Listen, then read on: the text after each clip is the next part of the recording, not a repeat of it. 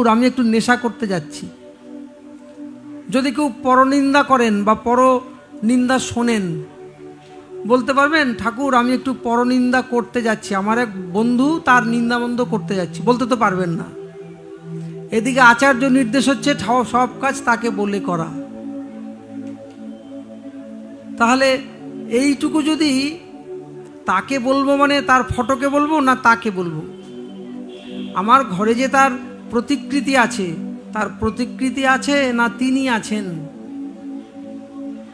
যদি তিনি থাকেন তাহলে তাকে বলে করতে গেলে কি হবে, আমি রেকটিফাইড হয়ে যাব। একটা উপনিষদে কথা আছে, সবাই আপনারা জানেন, আত্মানং বিদ্ধি, অর্থাৎ নিজেকে জানো। আমরা কি নিজেকে জানি পুরোটা? দেখবেন সব সময় নিজেকে আমি ঠিক এটা প্রমাণ করার চেষ্টা করি অলওয়েজ, কিন্তু সত্যিই কি নিজে সব সময় ঠিক? ঠাকুরকে ধরে চললে কি হয়, আচার্য সান্নিধ্যে গেলে কি হয়, নিজেকে না দেখা যায়। আদর্শ কথার মানেই তাই, যার সামনে গেলে নিজেকে দেখা যায়। যদি দেখতে চান আপনি দেখতে পেয়ে যাবেন। প্রতি মুহূর্তে নিজেকে ভেঙে চুরে তার প্রিয় মানুষে রূপান্তরিত করা যায়, এইটাই সাধনা। প্রতি মুহূর্তে আমার ভুল করাটা বড় কথা নয়, কিন্তু ভুল করাটাকে সাপোর্ট করা এইটা বড় কথা। আমি ভুল করতে পারি যদি আমার প্রচেষ্টা থাকে। ঠাকুর বলছেন হটে যাওয়াটা বরং দুর্বলতা নয় কো, কিন্তু চেষ্টা না করাই দুর্বলতা। তাহলে নিজেকে রেকটিফাই করতে গেলে প্রথমে যেটা করতে হবে, তাকে জীবন্ত করে রাখতে হবে। তিনি যাতে জীবন্ত হয়ে থাকেন, এটা বলি আমরা ঠাকুর জীবন্ত।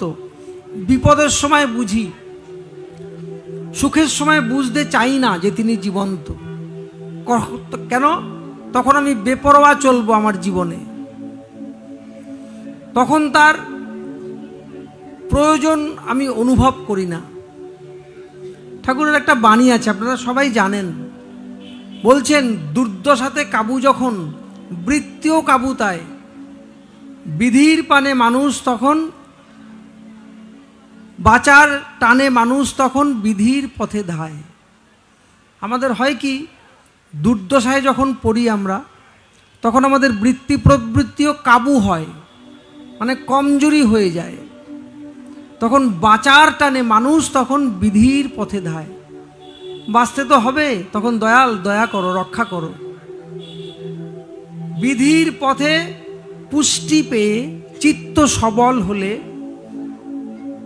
যখন আমার বিধির পথে চলছি, অটোমেটিক্যালি আমি ভালো হব, সুস্থ হব, মন ভালো হবে, শরীর ভালো হবে। বৃত্তি ধান্দার স্বার্থ নিয়ে আবার ছুটে চলে।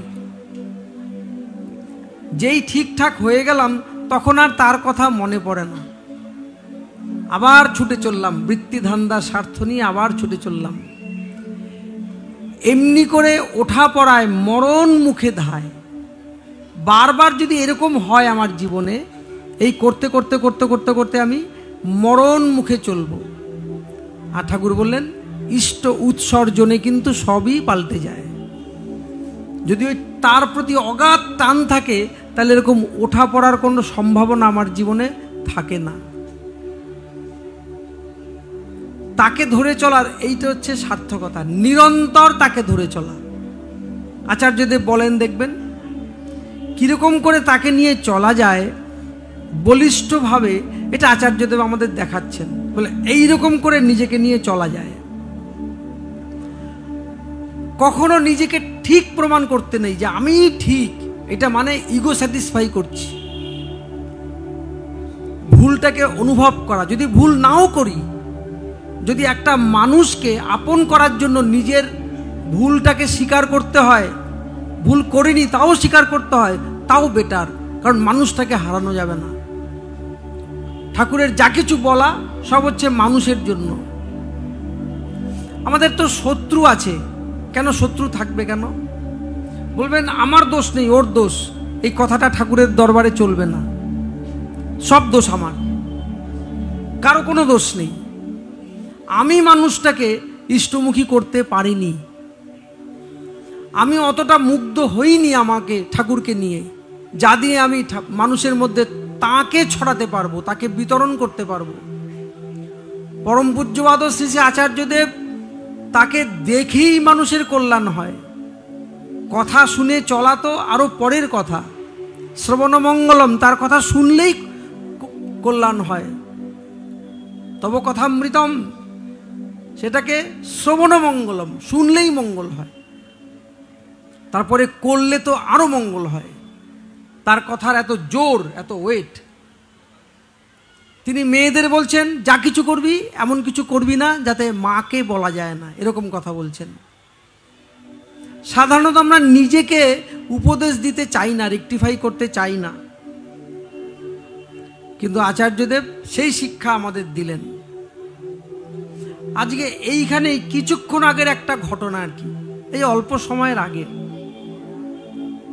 আমি একজনের প্রতি অ্যাটেনশন যতটা দেওয়া প্রয়োজন সেই অ্যাটেনশন আমি দিইনি। সে নাও বলতে পারতো আমাকে, কিন্তু আমাকে শ্রদ্ধা করে, ভালোবাসে, তাই বললেন। আমি বুঝলাম যে আমার অ্যাটেনশন দেওয়াটা উচিত ছিল, এখানে আমি দায়ী।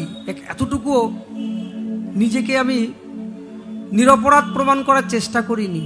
একটু আগেই বলেছি যে আমার এই অ্যাটেনশন না দেওয়াটা ভুল হয়েছে। আমার ছোট বোনের মতো একটু আগে যিনি বললেন আমাকে, তা আমি তার কাছে স্বীকার করলাম যে আমার অ্যাটেনশন দেওয়াটা উচিত ছিল। ঠাকুরকে নিয়ে চললে কি হয় জানেন তো? এইটা হয়, এটা ঠাকুরের শিক্ষা। সবার পূরণ করেন যিনি, তারই মুখে বিধির বাণী। ঠাকুরকে নিয়ে চললে কি হয় জানেন তো? ফাঁক পূরণ হয়, ফাঁক। স্বামী স্ত্রীর মধ্যে ফাঁক আছে, পূরণ হয়ে যাবে। বলবেন আমার স্বামী সেরকম না, দরকার নেই, আপনি সেরকম হলেই হয়ে যাবে। স্বামী স্ত্রীর মধ্যে ফাঁক আছে, স্ত্রী তেমন না, অসুবিধা নেই, আমি তেমন হলেই হয়ে যাবে। এইটাই ঠাকুরের দর্শন। ঠাকুরের আশ্রমবাসী একটি যুবক ঠাকুরের কাছে এসছে। সে বলছে, ঠাকুর, আমার মা না আমাকে অযথা গালিগালাজ করে। অযথা মানে সে গালিগালাজ করে, মানে সে সহ্য করা যায় না এরকম। ওর খুব কষ্ট হয়েছে, তাই ঠাকুরকে নিবেদন করেছে। অযথা গালিগালাজ করে, বকা ঝকা তিরস্কার সব সময়, একটা দূর ছাড় এরকম করে। ঠাকুর আশ্রমবাসী তাদের চেনেন, ওই মাটি যে এইরকম সে ঠাকুর জানেন। কিন্তু ঠাকুরের ট্রিটমেন্ট আর আমাদের ট্রিটমেন্ট তো একরকম নয়। ঠাকুর তাকে বললেন, আমি যা বলবো তাই করবি তুই? বললেন, হ্যাঁ করব আমি। বলছেন, বাড়ি গিয়ে একটা বড় পাত্রে একটু জল নিবি, বেশি করে জল নিয়ে ওর মধ্যে মাকে বলবি, মা পাটা ডোবাও।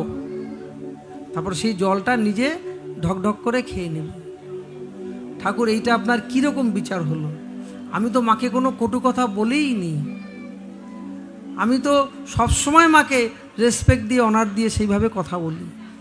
বললাম, যা বললাম কর না, দেখ না কি হয়। ঠিক আছে, আপনি যখন বললেন তাই করি। ও বাড়ি গিয়ে মাকে ডাকলো, পাত্রের মধ্যে জল নিল, পা ডোবাতে বলল, জলটা ঢকঢক করে খেয়ে নিল। মা তখন হাউ হাউ করে কান্না, তুই কি করলি আজকে? আমি তো সবসময় তোকে তিরস্কার করি, সবসময় তোকে অযথা অপমান করি, আর তুই আমার পা ধোয়া জল খেলি। তাকে বুকে জড়িয়ে ধরে মার কান্না আর থামে না। ফাঁক পূরণ হয়ে গেল। সূত্র কি? ঠাকুরকে ভালোবাসা। মা ছেলের মধ্যে বিস্তর ফাঁক ছিল, দুজনের মধ্যে সেই ফাঁক পূরণ হয়ে গেল। এই জন্য নির্বিচারে যারা গুরুর আদেশ পালন করে, গুরুকে যারা ভালোবাসে, আচার্যকে যারা ভালোবাসে, নির্বিচারে যখন তার কাজ করে, যখন আর বেশি কিছু লাগে না। আচার্যদেব আপনারা সবাই জানেন, তার কাছে যারা যায় তিনি অত্যন্ত দুঃসাহসীর মতন কথা বলেন। এই কিছুদিন আগে, এই মাসেই যখন ঠাকুরবাড়ি গেলাম, 65 বছরের একজন দাদা এসেছেন। তার হাতে লাঠি, মানে লাঠি মানে তার পায়ে এত ব্যথা, কোমরে এত ব্যথা, হাঁটতে পারে না, মুখ চোখের মধ্যে রোগের ভাব, জরার ভাব প্রচুর আর কি, মানে আর তিনি থাকতে পারছেন না আর কি। আচার্যদেবকে বললেন, আমরা তো সবই হয় ডাক্তার, কবিরাজ বা কবজ তাবিজ এইসবের কারণে তার কাছে নিবেদন করি। আচার্যদেব যা বললেন সেইটা আমার বুদ্ধির গণ্ডির বাইরে, আমি সেটা কাউকে বলতে পারবো না। আচার্যদেব বললেন, আমি যা বলবো তাই করতে পারবেন? বলে হ্যাঁ, করতে পারবো। আপনি লাঠি নিয়েই মানুষের বাড়ি বাড়ি যাবেন।